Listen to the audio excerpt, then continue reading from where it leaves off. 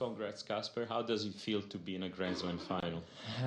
It feels very exciting and giving. It's something and all players probably dream about when they're young, and as their careers grow older, we becomes of course more goal but still a dream. So to be able to play a Grand Slam final is something I've looked up to always on TV, and I'll of course give it my all, and feels very very exciting. Yeah. English questions, please introduce yourself.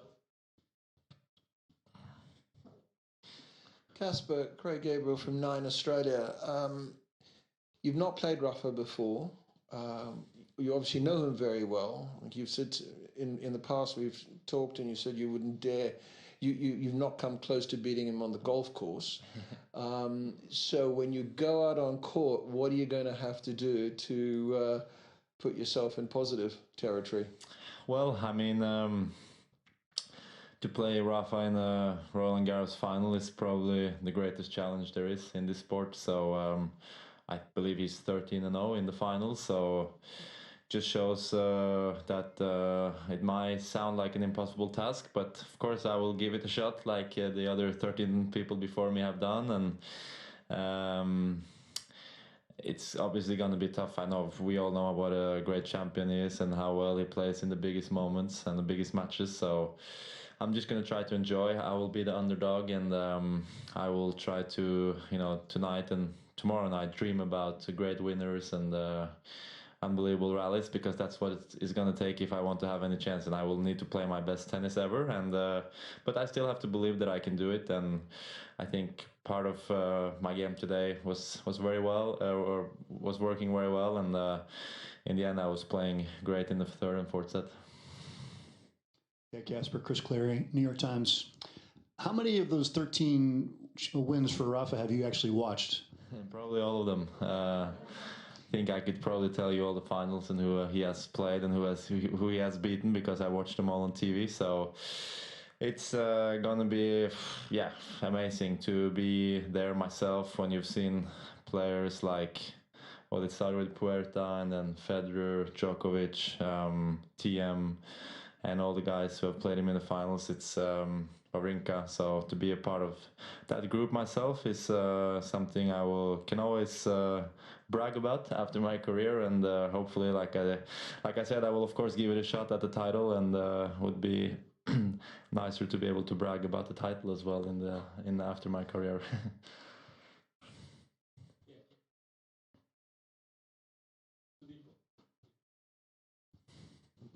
Hey Casper, Sudipto Ganguly from Reuters. Casper, with the Zverev incident, like it was looking like a long match for everybody at that point, and you were obviously preparing for your match. Mm-hmm. Like, did it come as a shock, and did it, interrupt your preparations going into the match for a bit? Well, yeah, I think it came as a shock for everyone, because it was a horrible accident or injury. It looked very bad, and just happened in splits of a second. And when it's like a ankle roll or twist, that's how it is. It happens like this, and of course you regret it right away. And we all feel very sorry for him, because it's a big match, a big situation, and to have that this happens to him in that situation, I don't want that to happen to anyone. So it obviously was very bad, but in the end I was given 40 minutes to prepare, so I had enough time to get ready. And while it looked like it was going to take forever to start it, we actually started around 7, so it wasn't too late in the end. And like I said before also, I think we all need to wish Sasha a speedy recovery, and that he can be back for Wimbledon, hopefully. Hello, it's for the Radio France Info. Is it important for you, a Norway player, for the first time in a final of a Grand Slam tournament, and is it important for the tennis in your country? Hopefully. I'm not sure, because I'm not too much in Norway myself. So of course I'm traveling always pretty much all year around. So I don't get to spend as much time in Norway as I would like yet. But hopefully in years to come,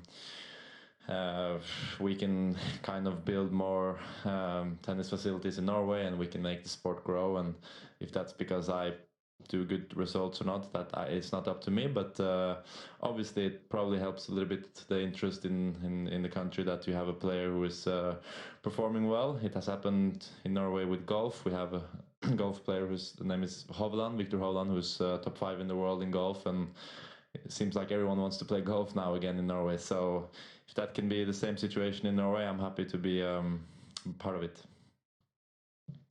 Jonathan Pinfield, Live Sports FM. Casper, we said earlier that, like your namesake, Casper the Ghost, you've almost ghosted through the draw just by playing great tennis.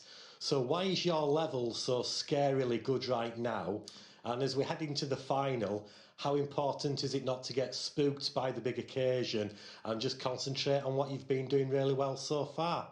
Yeah, well, I mean, it's been obviously a great tournament. I faced tough challenge in the first round playing Joe Wilfred in his last tournament. It was not easy to play this match, and was of course very emotional after. And next match was also difficult against a fellow Scandinavian, Rusevori, and he plays aggressive. And then I had the 5-setter against Sonego, and then of course 4th round Hurkacz. And all the matches I've played, I've pretty much been sort of the favorite to win, so there has been some pressure on me. But on Sunday I will be the underdog for sure, and Rafa will probably feel some of that pressure. So I will just try to enjoy the situation, but I know that I will have to play even better than I did today if I want to have any chance at all, because he's the greatest clay court player of all time, as we know, and one of the greatest all-around players, if you ask me, of all time. And he has won 21 slams for a reason, and 13 of them here. So, like I said in the beginning, it's the toughest challenge I think there is in tennis to play him here in the final. And